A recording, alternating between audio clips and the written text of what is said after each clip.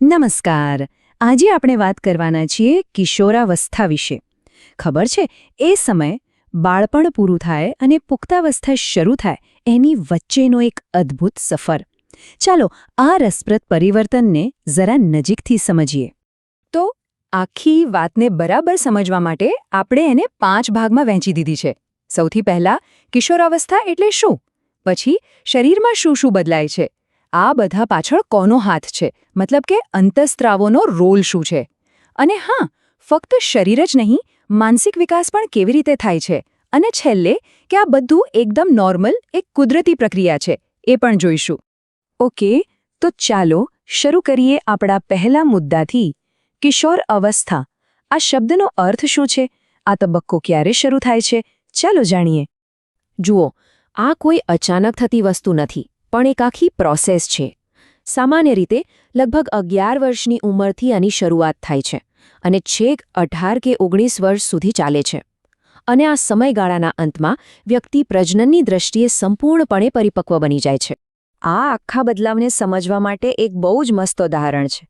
વિચાર કરો, એક નાનકડી ઈયળમાંથી એક સુંદર પતંગિયું કેવી રીતે બને છે? બસ, કિશોરાવસ્થા પણ કંઈક એવી જ છે.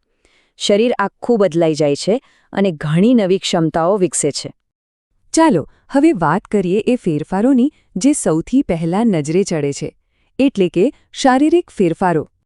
સૌથી પહેલી અને મોટી વાત હાઇટ. અચાનક જ ઊંચાઈ વધવા લાગે છે, જાણે રાતોરાત કોઈ લાંબુ થઈ ગયું હોય. એનું કારણ એ છે કે હાથ અને પગના હાડકાં ઝડપથી લાંબા થાય છે. ઊંચાઈની સાથે સાથે બોડી શેપ પણ બદલાય છે. છોકરાઓના ખભા પહોળા અને મજબૂત થવા લાગે છે, તો બીજી બાજુ છોકરીઓમાં કમરની નીચેનો ભાગ વધુ પહોળો બને છે. અને પછી આવે છે અવાજનો વારો. છોકરાઓનો અવાજ એકદમ ઘેરો એટલે કે ભારે થવા લાગે છે અને ગળામાં કંઠમણી પણ દેખાવા માંડે છે, જ્યારે છોકરીઓનો અવાજ વધુ તીણો અને પાતળો બને છે. અને હા, એક વસ્તુ જે લગભગ બધાને પરેશાન કરે છે, ખેલ. ક્યારે વિચાર્યું છે કે આ જ ઉંમરમાં કેમ થાય છે? વેલ, એનું કારણ એ છે કે આપણી પરસેવાની અને તેલની ગ્રંથિઓ ઓવરટાઈમ કામ કરવા લાગે છે, મતલબ કે વધુ પડતી એક્ટિવ થઈ જાય છે.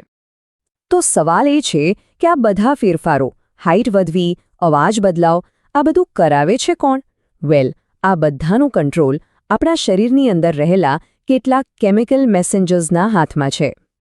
આ કેમિકલ મેસેન્જર્સને જ આપણે અંતઃસ્ત્રાવો અથવા અંગ્રેજીમાં હોર્મોન્સ કહીએ છીએ. સાદી ભાષામાં કહીએ તો આ જે ડ્રાઈવર છે જે આખા પરિવર્તનની ગાડી ચલાવે છે. આમ તો ઘણા હોર્મોન્સ હોય છે, પણ કિશોરાવસ્થામાં 2 મુખ્ય છે.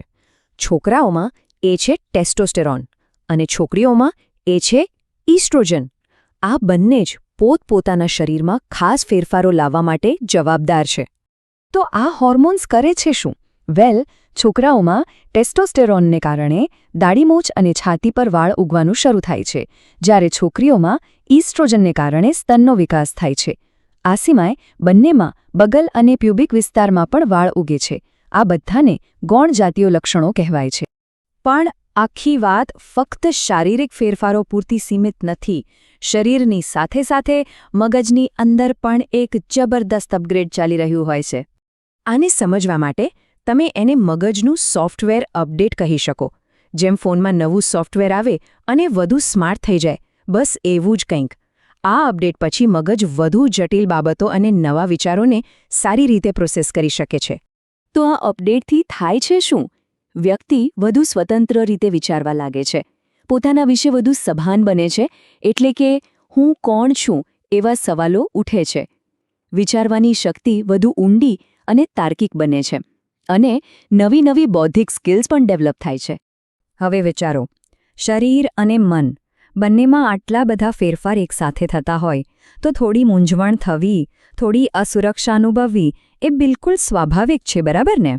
એટલે એ વાત ખાસ યાદ રાખવા જેવી જ છે કે આ સમયગાળામાં જે પણ શારીરિક બદલાવ આવે છે, એના કારણે જો કોઈને થોડું અજુગતું કે અસુરક્ષિત લાગે તો એમાં કંઈ ખોટું નથી.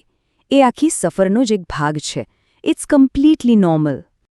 તો આ બધા જ ફેરફારો, પછી એ શારીરિક હોય, હોર્મોન્સને લગતા હોય કે પછી માનસિક, એ બધા એકબીજા સાથે જોડાયેલા છે. આ એક કુદરતી પ્રક્રિયા છે જે એક બાળકને એક સક્ષમ, સમજદાર પુખ્ત વ્યક્તિ બનવા માટે તૈયાર કરે છે. તો આ બધું સમજ્યા પછી એક સવાલ આપણા મનમાં રહી જાય છે. જ્યારે આપણે જાણીએ છીએ કે આ સફર જીવનનો આટલો મહત્વનો અને કુદરતી હિસ્સો છે, તો પછી આ અદ્ભુત પરિવર્તનને વધુ સારી રીતે સ્વીકારવા અને તેને સપોર્ટ કરવા માટે આપણે શું કરી શકીએ?